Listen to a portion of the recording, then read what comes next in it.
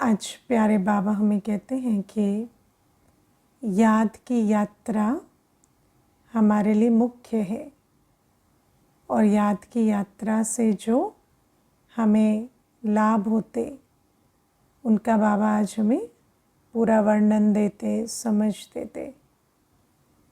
अब ये जो याद की यात्रा है, ये कई बार हम सुनते हैं, याद की यात्रा से विकर्म विनाश होते हैं, आत्मा की खाद निकल जाती है, आत्मा पावन बनती है, कंचन काया बन रही है, कंचन बन रही है आत्मा, श्रृंगार हो रहा है।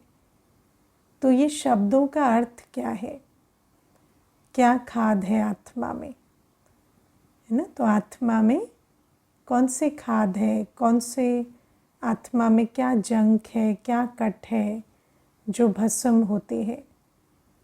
तो आत्मा के अंदर विकारों का किचड़ा है जो याद के बल से भस्म होता है। इसमें एक बहुत अच्छी कहानी आती है। वो कहानी आप लोगों ने पहले भी सुनी होगी, लेकिन मुझे वो कहानी बहुत अच्छी लगती है, तो आज फिर एक बार सुनाएंगे। एक बार एक चूज़ा था, है ना, चिकन। तो वो जो चूज़ा, एक चूज़ा नहीं, कई चूज़े थे, तो उनके बीच जो ईगल थी, है ना, उसने अपना अंडा दे दिया। तो वो जो ईगल का बच्चा है वो भी चूज़ों के बीच बढ़ने लगा। तो अब वो चूज़ों की तरह ही चलता, चूज़ों की तरह ही खाता, सब कुछ चूज़ों की तरह करता, क्योंकि वो जो ईगल का बच्चा था वो तो चिकन्स के बीच रहा। अब एक दिन कई समय के बाद उसने ऊपर उड़ते एक ईगल को देखा पहली बार। तो जब उसने देखा तो उसको ये संकल्प आया कि मैं तो इनकी तरह कम और उसकी तरह ज़्यादा हूँ जो ऊपर उड़ रहा है।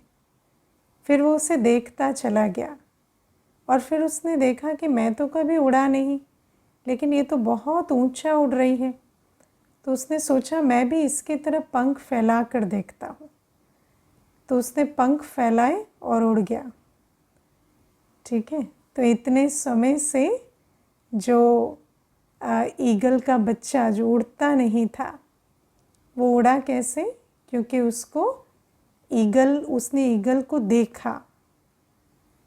तो बाबा हमें कहते हैं हम आत्माएं 84 जन्म और उसमें भी मुख्य 63 जन्म विकारों की दुनिया में रहते हैं और हम धीरे धीरे विकारों को अपनी ओरिजिनल नेचर समझने लगते हैं। हमें लगता है कि हम यही हैं, यही नेचुरल है, यही नॉर्मल है। फिर बाबा आते हैं और बाबा वो रेफरेंस पॉइंट है ना, जिनको देखकर हम धीरे धीरे अपने आप को, अपने मूल स्वरूप को पहचानते हैं। जैसे उसने ईगल को देखा तो उसे धीरे धीरे लगा ना कि मैं तो इसके जैसा हूँ। ऐसे ही जब हम मनुष्य आत्माओं के बीच रहते हैं, पतित दुनिया में रहते हैं, तो कभी अपनी प्योरिटी, अपनी शांति, अपनी स्नेह शक्ति की जो कैपेसिटी है उसकी आत्मा को रियलाइजेशन नहीं होती।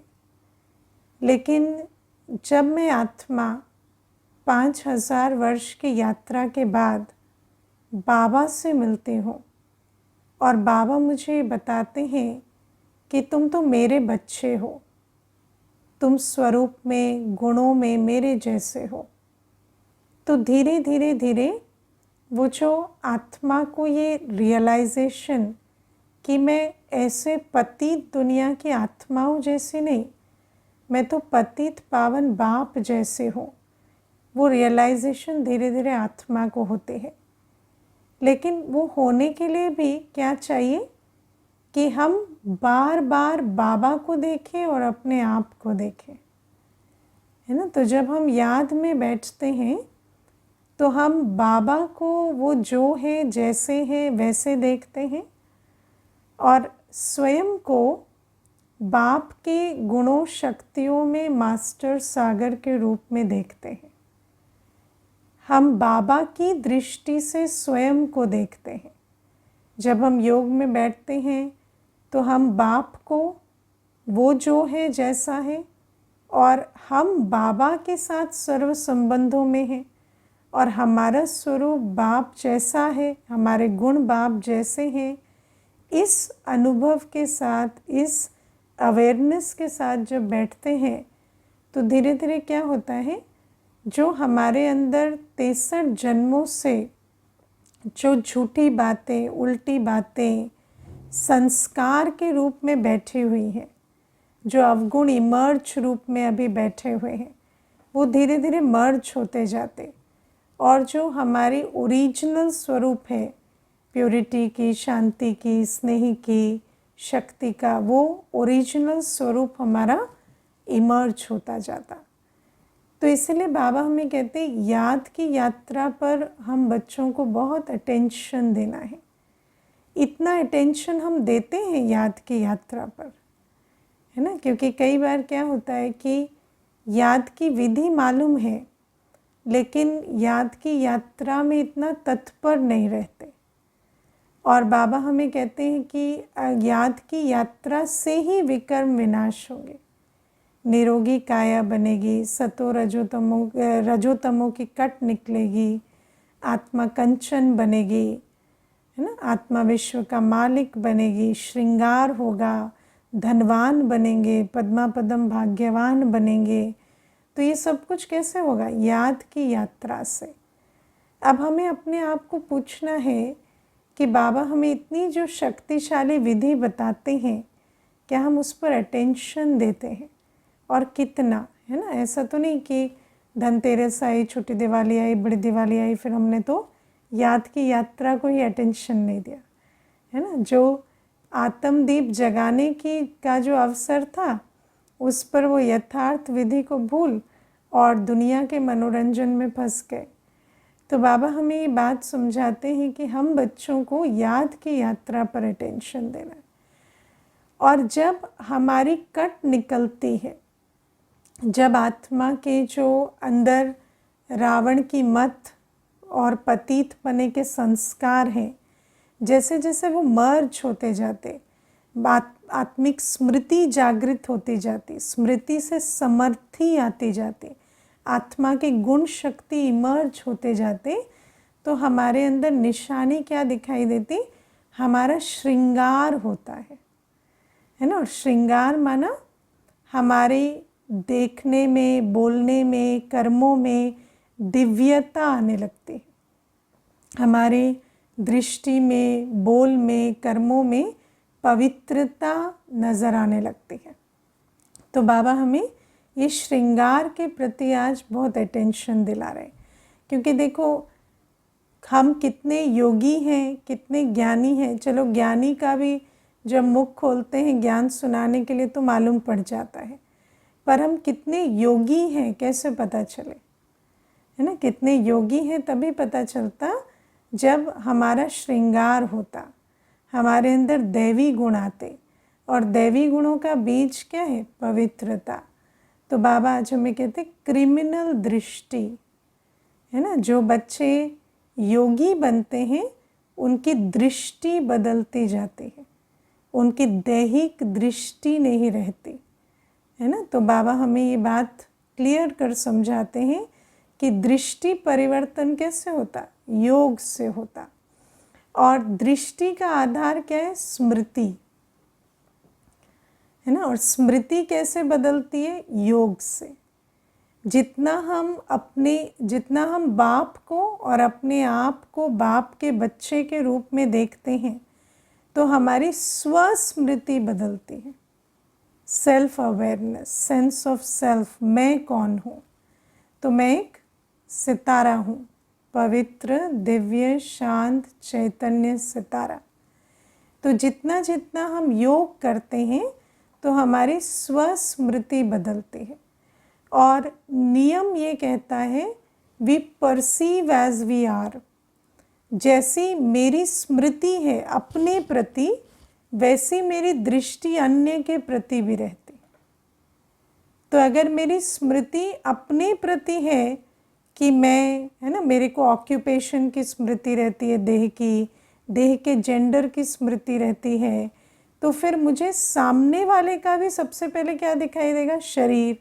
शरीर का जेंडर, शरीर का ऑक्यूपेशन।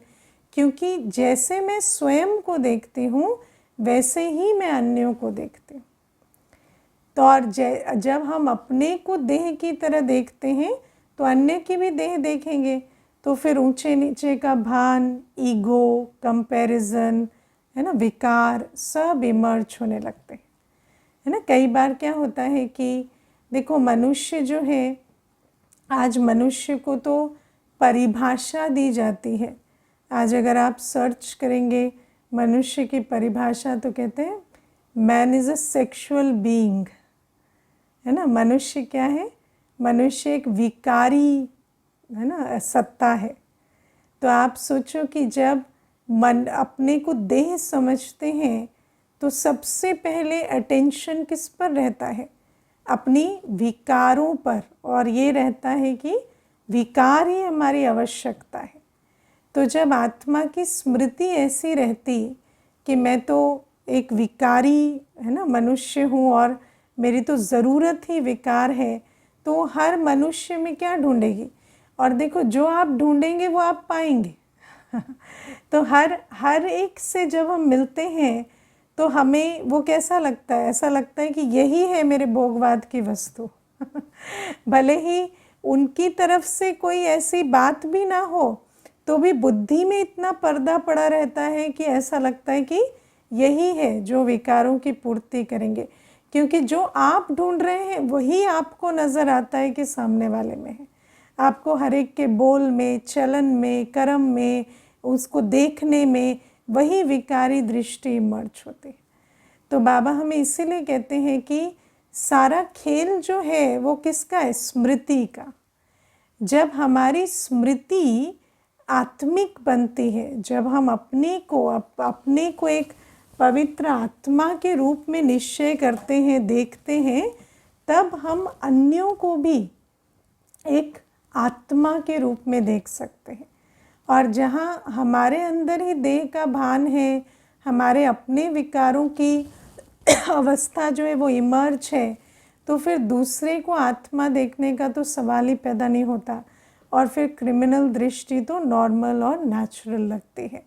और सिर्फ क्रिमिनल दृष्टि ऐसा नहीं कि देखो लोभी को हर व्यक्ति ऐसा लगता है कि ये मुझे धन दे के चला जाए, है ना। कामी को ऐसा लगता है ये मेरे विकार की पूर्ति कर दे। मोह वाले को ऐसा लगता है बस ये मिल गए ना, अब तो जीवन में कुछ नहीं चाहिए, अब सारे जीवन इनका खून चूस के बीत जाएगी, है ना। तो मोह वाले को भी ऐसा होता है ना, बस इनको ये मुझे इमोशनल सेटिस्फैक्शन दे देंगे, यही मुझे सारे, है ना, सारा रस दे देंगे। तो ये सारी जो दृष्टि में प्रॉब्लम आती है, और ये सफ़ेद कपड़े पहनने से या बैज लगाने से ये दृष्टि नहीं बदलती। है ना। भले आप कितने भी सालों सफ़ेद कपड़े पहने या आप कितना भी बैज लगाएं, दृष्टि तो तब बदलेगी जब आप योगी बनेंगे, जब अपने पे काम करेंगे, जब बाबा को देख अपने को बाप की नज़र से जो है जैसे हैं वैसे देखेंगे, तब अन्य को भी देखेंगे। देखो बाबा हमें कैसे देखते हैं? बाबा हमें देखते हैं कि ये एक बच्चा विश्व परिवर्तन कर सकता है ना। आप विचार करो, जब बाबा एक बच्चे को देखते हैं तो बाबा की बुद्धि में क्या चलता होगा? ये मेरा बच्चा पवित्र बन विश्व को पावन बनाने का इंस्ट्रूमेंट बन सकता है। हम किसी को देखते हैं तो हमें ऐसा लगता है इनकी इतनी अच्छी पालना करें कि ये पावन बन विश्व को पावन बनाने का इंस्ट्रूमेंट बने। ऐसा लगता है, हर एक को देखकर ऐसा लगता है कि ये आत्मा जो है ये बाबा का बन जाए, पवित्र बन जाए, राइट हैंड बन जाए, तो कितना अच्छा, पवित्र दुनिया को लाने का इंस्ट्रूमेंट बन जाए। तो वो दृष्टि हमारी क्यों नहीं रहती? क्योंकि हम स्वयं को बाप की दृष्टि से जब देखेंगे ना, तो अन्य को भी उसी दृष्टि से देखेंगे। हम अपनी कमी कमज़ोरियाँ देखते रहते हैं, खुद हद में रहते हैं, तो अन्य की भी हद की बातें हमें नज़र आती हैं। हमें लगता है अरे ये क्या करेगा, इसमें तो ये कमी है, ये कमज़ोरी है। क्यों लगता है? क्योंकि हम स्वयं को बाप की दृष्टि से नहीं देख रहे कि बाबा ने तो हमारी कमी कमज़ोरी नहीं देखी, बाबा ने तो हमें उस दृष्टि से देखा कि ये तो मेरे बालक सो मालिक बनने वाले हैं, यही वो राइट हैंड है जो विश्व को पावन बनाएंगे। तो बाबा कहते हैं हम जब किसी को देखते हैं तो हमें क्यों लगता है ये मेरे हद की इच्छाएं, कामनाएं, ज़रूरतें पूरे करने का साधन बने, है ना। हमें क्यों नहीं लगता कि विश्व कल्याण का इंस्ट्रूमेंट बने, या ये वो पवित्र आत्मा है जो बाबा का राइट हैंड बने। तो वो इसलिए होता है क्योंकि हमारी अपनी दृष्टि अपने प्रति जो है वो हद की है। तो बाबा इसलिए हमें कहते हैं कि जितना योगी बनते हैं, जितना पवित्र बनते हैं, तो अन्य के प्रति भी हमारी आत्मिक दृष्टि रहती, और उस आत्मिक दृष्टि से उनको भी उस स्वमान में स्थित करते जाते, है ना। जैसे मुझे याद है जब हम ज्ञान में चले तो हमें नहीं लगता था कि हम कोई, है ना, खुदाई खिदमतगार बनेंगे हमें तो लगता था हमें ही 10 लोग चाहिए अपनी मदद के लिए लेकिन बाबा ने जिस दृष्टि से देखा तो फिर अपने आप को भी रियलाइज़ हुआ। तो आज हम भी किसी को देखते हैं तो हमें लगता है क्यों नहीं, ये क्यों नहीं बन सकता, ये भी बन सकता है। लेकिन वो परिवर्तन कब आता? जब अपने प्रति दृष्टि बदलती है ना। तो ये पहली चीज़। फिर बाबा हमें कहते हैं कि बोलने की भी अक्ल होनी चाहिए, है ना। और वो बोलने की अक्ल भी, ये भी एक श्रृंगार है। हमारी वाणी कैसी हो? युक्ति युक्त बोल, है ना। युक्ति युक्त बोल हम कैसे बोलेंगे? जब हम इतने योगी बने, जब हमारे अंदर इतनी पवित्रता, ज्ञान स्वरूप, स्नेह स्वरूप, शक्ति स्वरूप अवस्था है, तब हमारे बोल युक्ति युक्त होते हैं, है ना। शक्ति स्वरूप भी नहीं है तो बोल युक्ति युक्त होंगे?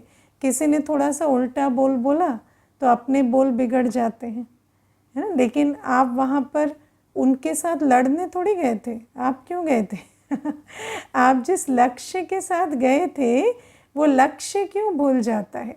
क्योंकि हम सुन ज़्यादा रहे हैं, हमारे कानों पर हमारा कंट्रोल नहीं है, इसलिए मुख पर भी नहीं रहता। मैं आपको इसमें एक बहुत अच्छा अनुभव सुनाती हूँ। अभी मुझे एक कुमार भाई सुना रहे थे, कहते कि वो जो भाई है वो ज्ञान में है, उसको 5 वर्ष हो गए। तो अभी पीछे वो एक इंटरव्यू देने गए, तो कहते वो जो पैनल पे 7 लोग बैठे थे, तो कहते कि मुझे ना दीदी ज़्यादा आंसर्स नहीं आते थे, तो जितना आता था मैंने दे दिया। फिर एक जो व्यक्ति थे वो थोड़े एग्रेसिव हो गए, वहाँ पर थोड़े ऐसे ज़ोर ज़ोर से बोलने लगे। तो कहते मुझे आंसर आए ना आए, शांत रहना तो आता ही है ना तो मैं शांत बैठा रहा, मैं मुस्कुराता रहा, मैंने कुछ भी नहीं बोला। फिर उन्होंने कहा कि तुम इतने मूर्ख हो, तुम ऐसे ही चले आए, तुम्हें ये नहीं आता। तो मैंने कहा वो मैंने जितनी प्रिपरेशन की उतना बता दिया, अभी मैं इसको नोट करूँगा, मैं अगली बार और प्रिपेयर्ड आऊँगा। तो और मैं बिल्कुल शांत और मुस्कुराता रहा ऑल थ्रू। तो जब इंटरव्यू एंड हुआ तो उन्होंने मुझे कहा कि हम आपको रख लेंगे तो वो कहते कि, तो वो जो भाई था वो मुझे कह रहे थे कि देखो दीदी, ऐसा लग रहा था कि शायद मुझे आंसर नहीं आता, ये मेरी कमी बनेगी, लेकिन वास्तव में आंसर नहीं आने से जो रिएक्शन आया, उस रिएक्शन में मैं जो शांत रहा वही मेरा टिकट टू जॉब बन गया। क्योंकि शायद मुझे आंसर्स आते तो मेरा कंपटीशन ज़्यादा था, लेकिन क्योंकि मुझे आंसर्स नहीं आते थे तो वो मुझे उल्टा सुल्टा कहने लगे, तब मैं वहाँ पर शांत रहा तो मुझे जॉब मिल गई। तो वो मुझे कहते कि दीदी, बाबा कहता है ना कि जब कि ड्रामा कल्याणकारी है, और जब कुछ उल्टा हो रहा हो, क्योंकि जब कुछ उल्टा होता है तभी तो हम अपने गुण शक्तियों को दिखा सकते हैं। आप देखो, एक योगी एक योगी कहाँ स्टैंड आउट करता है, कहाँ पर पता चलता है अच्छा ये योगी है और ये नहीं है? विपरीत परिस्थिति में, है ना। अनुकूल परिस्थिति में योगी और भोगी में अंतर है क्या? कोई अंतर नहीं है। लेकिन जब विपरीत परिस्थिति होती है तो योगी को चांस है आगे बढ़ने का तो मुझे कहते हैं कि मैं तो वो विपरीत परिस्थिति जो थी वो मेरे लिए कल्याण का द्वार बन गई, और मैं इतना उसमें वो एक्चुअली उनको पता चला कि ये जो है ये मेरी कंपनी के लिए एसेट है। तो कहते हैं कि बाबा हमें क्या सिखाते हैं वो हमें धीरे धीरे रियलाइज़ होता है। तो बाबा हमें ये बात कहते हैं कि हमारे बोल जो हो वो युक्ति युक्त हो, लेकिन बोल किसके युक्ति युक्त होंगे? जो पहले जो सुन रहे हैं ना उसके प्रभाव में ना आए। अगर हम आवाज़ के, वायुमंडल के, व्यवहार के, है ना, प्रभाव में आ जाते हैं तो हमारे बोल कभी युक्ति युक्त नहीं हो सकते, हमें बोल का अक्ल नहीं हो सकता, क्योंकि फिर तो हम वो नहीं बोल रहे जो हमें बोलने के लिए वहाँ ड्रामा में बिठाया गया है। हम वो बोल रहे हैं जो बाहर से जो बातें आ रही हैं उसके रिएक्शन में निकल रहे हैं बोल। तो बाबा इसीलिए हमें कहते हैं कि बोलने का अक्ल होना चाहिए। और बोलने के लिए नियम क्या है? बोलने के लिए नियम है सांप भी मर जाए और लाठी भी ना टूटे बोल कैसे हो? सांप भी मर जाए और लाठी भी ना टूटे। तो इसमें हमें जो हमारा लक्ष्य है, जो तीर हमें लगाना है वो भी लगना चाहिए, लेकिन साथ में उल्टा भी कुछ ना हो उसका भी ध्यान रखना है ना। क्योंकि कई बार ऐसा होता है जो बोलने की बात है वो तो आपने बोली, लेकिन जो नहीं बोलने की बात है वो ऐसी बोली कि उससे सामने वाले के साथ उसका आपका संबंध या आपका जो वेवलेंथ है वो खराब हो गया। और जब वो खराब हो जाता तो जो आपकी ठीक बात है उसका तीर नहीं लगता है। इसीलिए बाबा कहते हैं योग का जौहर होना चाहिए। जब आप प्रभाव में नहीं आते, जब आप कोई उल्टे या व्यर्थ बोल नहीं बोलते, एक भी नहीं, तब आपके कम बोल जो हैं वो सीधे निशाने पे लगते हैं। और जहाँ पर आप थोड़ा देह अभिमान में आ गए या किसी और बात के प्रभाव में आ गए और वो एक दो बोल जो हैं वो जो आपने यथार्थ बोला उसको भी, उसकी भी शक्ति ख़त्म कर देते। तो इसीलिए सांप भी मरना चाहिए लेकिन लाठी भी नहीं टूटनी चाहिए माना हमारे वो जो सामने आत्मा है उसकी किसी भी प्रकार से कोई ठेस ना पहुँचे उसको, उसकी भावना को, उसकी किसी भी, है ना। जैसे कई बार क्या होता है कि आत्मा को ज्ञान अच्छा लगा लेकिन उसकी भावना है भक्ति की, अब उस भक्ति को ठेस पहुंच गई, है ना। तो ठेस पहुंच गई तो ज्ञान उसको अच्छा लगा लेकिन वो उस ठेस को नहीं झेल सका, तो इसीलिए वो क्या कहता है यहाँ मुझे नहीं आना, क्योंकि उसको ये लगा कि ये तो भक्ति के बारे में उल्टा बोल दिया। तो लेकिन बाबा हमें कहते हैं कि हर एक आत्मा की नफ्स देखनी पड़ती, कब उसको भक्ति की रियलिटी समझानी है वो भी देखना है। पहले दिन से क्यों? श्री कृष्ण भगवान नहीं है, हाँ पहले दिन से कर देंगे तो फिर उस आत्मा को क्या होता है कि उसको ठेस पहले लग गई, फिर क्या चोट पे चोट जल्दी लगती है, फिर आप कुछ भी ऐसा बोलेंगे ना जो थोड़ा सा भी वो उसको भक्ति से कनेक्ट करेंगे कि ये वहाँ उल्टी बात कह रहे। तो इसीलिए चाहे वो भक्ति की बात हो चाहे कोई विकार की बात हो, है ना। अब मान लीजिए कोई आते हैं आपके पास, वो कहते हैं अगले महीने मेरा विवाह होने वाला है, आप उनको सबसे पहले पवित्रता की बात सुना दिए, ज्ञान व्यान पीछे आत्मा परमात्मा बाद में, है ना। पहले अच्छा अगले ही महीने शादी होने वाली है, अगले महीने ही क्यों कर रहे हो, वैसे तो हमें पवित्र जीवन जीना चाहिए, वो गया क्योंकि अभी तो उसकी जो रियलिटी है वो क्या है कि वो तो अभी विवाह करने के लिए प्रस्तुत है ना, तो उसको अभी आप ये ज्ञान देंगे तो किस प्रकार से उसको समझ आएगा। या कोई आत्मा है बिल्कुल उसकी बुद्धि जो है वो धंधे दोरी पैसे आदि में फंसी हुई है, अभी आते ही आप उसको संतुष्ट रहना चाहिए, धन नहीं कमाना चाहिए उसके पिछाड़ी नहीं पड़ना चाहिए, आप उसमें चले गए। तो बाबा हमें कहते हैं बोल भी जो है ना वो अक्ल से बोलने, है ना। या किसी आत्मा को बहुत देहाभिमान होता है, तो जब देहाभिमान वाले आते हैं तो उनको जी जी करके पहले, है ना, आत्मा का पाठ पढ़ाओ फिर बाबा का ज्ञान दो, फिर उसके बाद धीरे धीरे उनको समझ आएगा कि ह्यूमिलिटी क्या चीज़ होती है।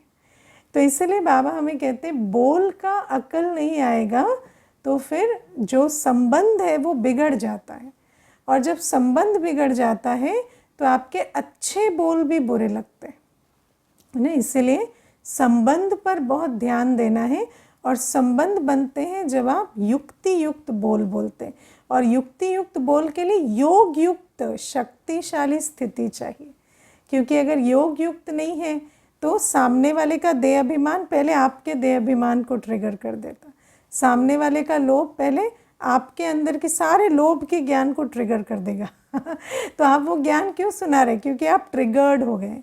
तब आप ये सोच भी नहीं पा रहे कि मुझे क्या सुनाना चाहिए, आप वो सुना रहे हैं जो आपको आता जा रहा है ना। फिर बोल के बारे में मुझे आजकल एक और संकल्प चलता है। कई बार आत्माएं जो हैं आजकल एक बात कहती हैं कि हम तो जो हैं जैसे हैं, जो हमें लगता है वो हम साफ साफ बोल देते हैं, है ना। हमारे मन में जो है वही मुख पर है, लेकिन अगर मन और मुख दोनों मैला है और तो उसको साफ करना है, ना कि ये कहना है कि मन मैला है तो मुख भी मैला करना ठीक है ना। तो अगर हम अच्छा सोच नहीं सकते तो कम से कम अच्छा बोलें तो फिर अच्छा सोचने का प्रयास करें। ऐसे थोड़ी कि ऑनेस्टी मतलब अच्छा सोच नहीं पा रहे तो अच्छा बोलते भी नहीं, ऐसा नहीं, है ना। अगर हमें अच्छा सोचना नहीं आता तो उस पर हम काम करें, लेकिन कम से कम तब तक हम ऐसा तो ना बोले ना कि भाई हमें तो जो समझ में आता है हम बोल देते नहीं। अगर आपको समझ कम है तो समझने की कोशिश करें, लेकिन तब तक अपने मुख को नियंत्रण में रखें, क्योंकि जब तक आप समझेंगे तब तक इतने घायल कर चुके होंगे आसपास को कि वो डैमेज जो है वो रिपेयर नहीं होगा। और हर जगह ये बात हमने बचपन से सुनी है कि मुख से दिए घाव भरते नहीं, है ना। मुख से दिए घाव भरते नहीं है, हाथ से दिए घाव तो फिर भी भर जाते, मुख से दिए घाव भरते नहीं। इसलिए हमें बोल को बहुत युक्ति से बोलना है। और कई बार पहले पहले इंटरेक्शन में जब ये गलती हो जाती है, उसके बाद में आप कितनी भी कोशिश करें उसको रिपेयर करना इजी नहीं होता। इसलिए बोल जो है वो युक्ति युक्त हो, उसके लिए योग युक्त रहना, अपने को बाबा की याद में स्थित करना, यथार्थ याद में। बाबा जैसा मीठा है, सूक्ष्म है, बाबा जैसा पवित्र है, बाबा जैसा, है ना। बाबा कैसा है, बाबा तो बिल्कुल क्या कहें, शक्तिशाली भी उतना ही है और उतना ही नरम भी है तो ऐसे बाबा की याद में बैठ अपने भी सत्य स्वरूप को इमर्ज करते रहना। तो ये दूसरी बात। फिर बाबा आज हमें कहते हैं कि कई बच्चे ऐसे होते हैं जो कहते हैं हम एक को मानते हैं, है ना, शिव बाबा को, ब्रह्मा बाबा को नहीं मानते, है ना। ब्रह्मा बाबा को नहीं मानना मतलब क्या, हमें साकार के डायरेक्शंस के लिए रिगार्ड नहीं है ना। कई ऐसे कहते हैं कि हम तो बस, है ना, मुरली अपने आप पढ़ लेते हैं, अपने आप बाबा को याद कर लेते हैं, और उनका कोई भी यज्ञ से कनेक्शन नहीं होता। वो कभी किसी सेंटर से जुड़ते नहीं, कभी किसी से पालना नहीं लेते, कोई चार्ट नहीं भेजते, कोई रिपोर्ट नहीं देते, कोई डायरेक्शन नहीं लेते। तो बाबा कहते हैं ऐसे में तुम्हारा संबंध नहीं बन सकता, है ना। क्योंकि आप देखो, भले ही आज मुरली भी आती है तो मुरली भी बाबा ने एक साकार निमित्त के द्वारा चलाई ना, ब्रह्मा बाबा के मुख से चलाई। तो जिस ब्रह्मा बाबा के मुख से मुरली चलाई, जिस ब्रह्मा बाबा के द्वारा ये यज्ञ बाबा ने बनाया, उस यज्ञ का और साकार इंस्ट्रूमेंट का और बाबा के साथ संबंध बनाने के लिए साकार इंस्ट्रूमेंट के साथ भी संबंध बनाने की जो रिवाज है उसको हमें समझना पड़ेगा। और ये सारी बातें क्यों होती हैं? क्योंकि डायरेक्शन लेकर नहीं चल सकते, है ना, मनमत पर चलना है। जिनको मनमत पर चलना होता है ना, वो कहते हैं हम तो शिव बाबा से डायरेक्ट जुड़े हुए, क्योंकि शिव बाबा तो मुरली में बोलता है और मुरली का क्या करते हैं हम, हाँ, मुरली का पूरा अपना इंटरप्रिटेशन निकाल के उसको बिगाड़ देते हैं है ना। तो बच्चे क्या करते हैं, मुरली में जो अपने मतलब की बात है उसको समझ ली, और जो हमें बाबा ने जो डायरेक्शंस दिए उसको नज़रअंदाज कर दिया। लेकिन अगर कोई साकार में होगा, कोई समझाएगा, तो फिर वो तो सारी बातें कहेगा, तो वो साकार नहीं चाहिए, क्योंकि समझना ही नहीं है, अपनी मत पर चलना है। लेकिन बाबा हमें कहते हैं कि अगर इसी विधि से मैं विश्व परिवर्तन कर सकता, तो फिर मैं ये विधि क्यों अपनाता, क्यों मैं एक साकार रथ लेता, क्यों मैं इस प्रकार से यज्ञ रचता, सेंटर्स बनाता, क्यों मैं एक निमित्त देता तुम्हें, ऐसा मैं क्यों करता अगर इसी विधि से चलता। तो इसलिए बाबा कहते हैं कि डायरेक्ट मेरा शिव बाबा से कनेक्शन है। ये बातें क्या है, ये सब माया का द्वार है। और ये कौन बोलते हैं? जिनके अंदर कोई सहन शक्ति नहीं है ना, कोई है भी नहीं और बनाना भी नहीं चाहते। अब क्या है, बाबा हमें एक बात सुनाते हैं, श्रीमत पर चलने से कल्याण होगा, मन मत पर चलने से भी कभी कल्याण नहीं होता। हम अपनी मत पर चलते गिरते आए हैं, इसीलिए हमें कोई तो चाहिए ना जो डायरेक्शन दे, और उन डायरेक्शंस पर हम चलेंगे तभी हमारा कल्याण होगा। और जो मेरा अनुभव है जीवन का, आज के संसार में सबसे भाग्यवान कौन है? जिसको कोई कुछ कहता है। अगर आपको कोई कुछ नहीं कह पाता ना, तो इसका मतलब आपकी हालत बहुत खराब है। इसका मतलब है कि everybody has given up on you, सबने आपको छोड़ दिया। आज आपको कोई भी कुछ भी नहीं कह रहा, क्योंकि किसी को आपसे कोई उम्मीद नहीं। सबको लगता है आप होपलेस केस हो गए, है ना। और इसको फ्रीडम या इंडिपेंडेंस नहीं समझना चाहिए, है ना। अगर आपको निमित्त भी कुछ कह नहीं पाते, कोई डायरेक्शन नहीं दे पाते, कोई सेवा नहीं बता पाते, तो इसका मतलब हमने संगम युग का भाग्य भी खत्म कर दिया। तो हमें डायरेक्शन लेना, हमें संबंध संपर्क बनाकर चलना, ये एक भाग्य की निशानी है। इस भाग्य को हमें समझना चाहिए और हमें इतना प्यार से चलना चाहिए कि हमें कोई दो बातें कह सके, हमें कोई करेक्शन दे सके, डायरेक्शन दे सके, और हम उस डायरेक्शन पर चलकर अपनी उन्नति कर सके। वरना आजकल क्या है, लौकिक माता पिता भी हाथ छोड़ देते हैं ना। हाँ, कहते हैं अब बच्चा जो है वो जो करे सो करे, हमारे से तो संभलता नहीं है। तो इसीलिए हमें ये जो रिगार्ड है ये रख कर चलना है, क्योंकि जो रिगार्ड रख कर चलेंगे वही डायरेक्शन भी लेंगे, वही अपनी उन्नति भी करेंगे, और उन्हीं का सफल भी होगा। क्योंकि जब ऐसे देखो, शिव बाबा ने ये यज्ञ क्यों रचा है? शिव बाबा ने यज्ञ इसलिए रचा है ताकि हम अपना तन मन धन सफल कर सके। कई ऐसे भी होते हैं जिनको लगता है हमें कुछ सफल नहीं करना, हम फ्री में देवता बन जाएंगे। लेकिन सफल करने से सफलता पाएंगे, बिना कुछ किए तो कुछ पाएंगे ही नहीं ना। तो अगर यज्ञ से कनेक्शन ही नहीं रखेंगे तो सफल कैसे करेंगे? और सफल नहीं करेंगे तो भले लगेगा कि फ्री में हमें सब कुछ मिल रहा है, लेकिन फ्री में तो मिल ही नहीं सकता ना। जो करेगा सो पाएगा, वो नियम है ना। तो मेजॉरिटी तो इसीलिए भी मेरा तो एक शिव बाबा करते हैं क्योंकि कुछ सफल करने का मन नहीं है ना। तो कहते हैं हम तो अपना घर बैठे, कोई सेंटर के चक्कर में नहीं पड़ना, कुछ नहीं करना, हम तो अपना घर बैठे मुरली पढ़ लेते हैं, बाबा को याद कर लेते हैं। अरे अगर ऐसे ही होता तो बाबा ऐसे मोबाइल वैन में, है ना, चला देता मुरली, और या फिर बाबा जो है मुरली की एक बार स्क्रिप्ट लिखी गई फिर छोड़ देता। लेकिन ये सारा सिस्टम क्यों बना है? ये यज्ञ है, इसमें आहुति डालनी है। और अगर हम उस आहुति से ही बचेंगे तो फिर ये यज्ञ की संपन्नता कैसे होगी और हमारी सफलता कैसे होगी। तो इन सारी बातों को समझकर हमें संबंध तो निमित्त से, सेंटर से रखना पड़ेगा, क्योंकि बिना सफल किए तो सफलता नहीं मिलती। तो ये भी बाबा आज हमें समझाते हैं। अच्छा, ओम शांति।